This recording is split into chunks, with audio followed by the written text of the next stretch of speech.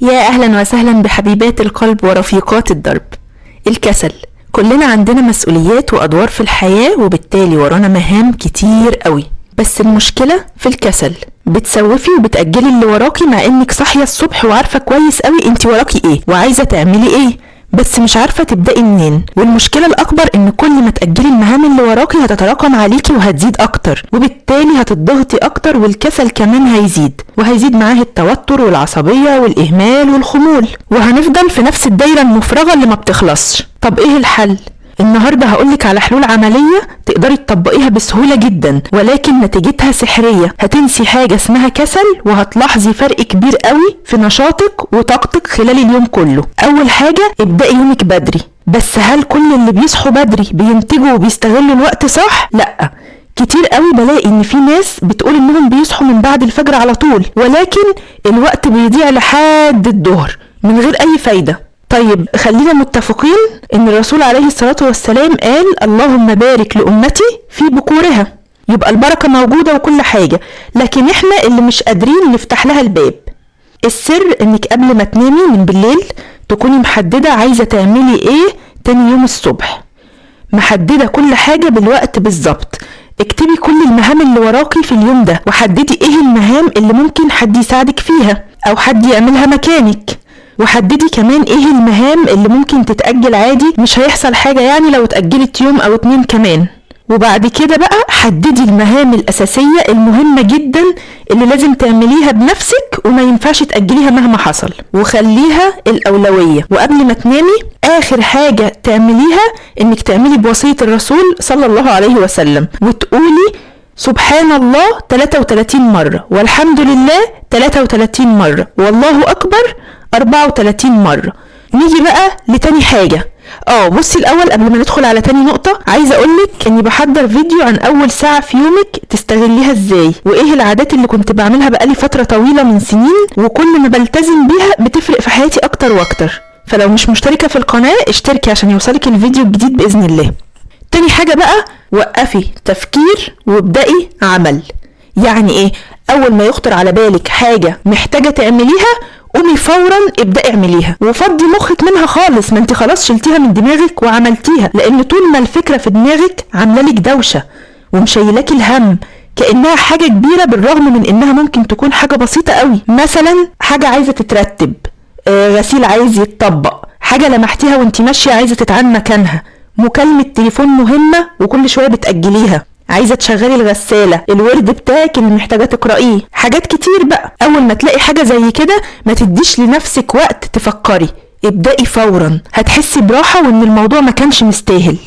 وبكده ندخل على تالت نقطة او تالت حل النهاردة. ادي لنفسك فرصة ربع ساعة.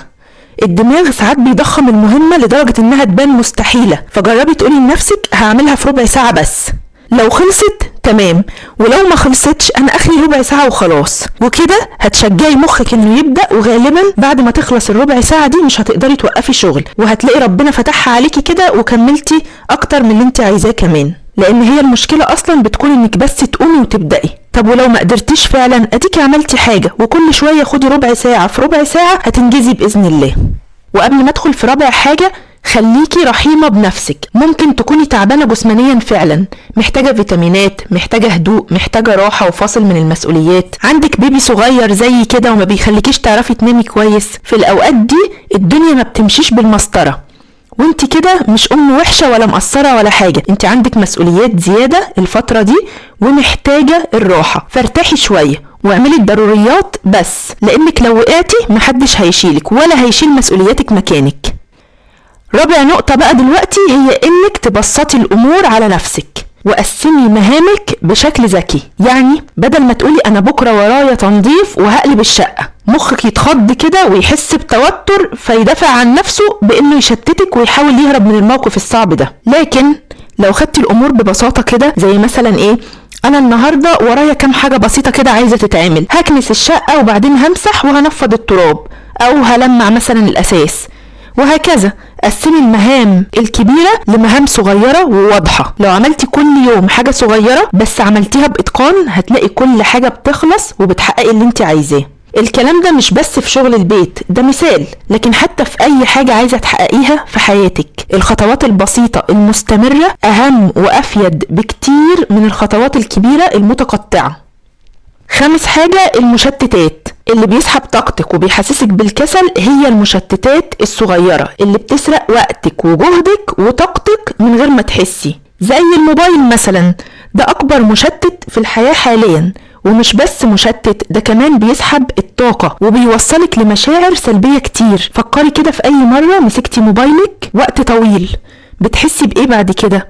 مخك مشتت وذهنك مش صافي، ما عندكيش طاقة، الوقت ما فيهوش بركة، بتتعصبي اكتر ومش مركزة مع اولادك. بيحصل ولا لأ؟ وفي مشتتات تانية زي مكالمات التليفون الطويلة مثلا، وخاصة لما بتكون في وقت مش مناسب وعارفة انك وراكي حاجات وقاعدة بتنيمي ضميرك بانك بتتكلمي في التليفون ومش فاضية. وغيرها بقى، اكيد انت عارفة كويس ايه هي المشتتات الموجودة في يومك، وبمجرد ما بتبعدي عنها هتحسي بفرق كبير. ممكن تستعملي الموبايل وانت شغالة، زي انك تشغلي بودكاست او فيديو مسموع، يعني حاجة مش محتاجة انك تمسكي الموبايل بايدك، ممكن تحطيه جنبك وانت شغالة وتسمعيها. ممكن تحددي لنفسك مثلا على ما الفيديو ده يخلص هكون خلصت المهمة الفلانية. لكن طبعا لو مهمتك محتاجة تركيز وذهن صافي، زي بتقري حاجة او كتابة او مذاكرة او حفظ قرآن، لازم تبعدي الموبايل عنك خالص. وممكن كمان تقفلي الانترنت في الوقت ده. نامي كويس، كلي صحي، خدي فيتاميناتك، اعملي تمارين بسيطة، بطلي تلومي نفسك وقومي حالا. ساعدي نفسك لان محدش هيقدر يساعدك غيرك انتي، وخليكي عارفة كويس ان سعادتك بايدك.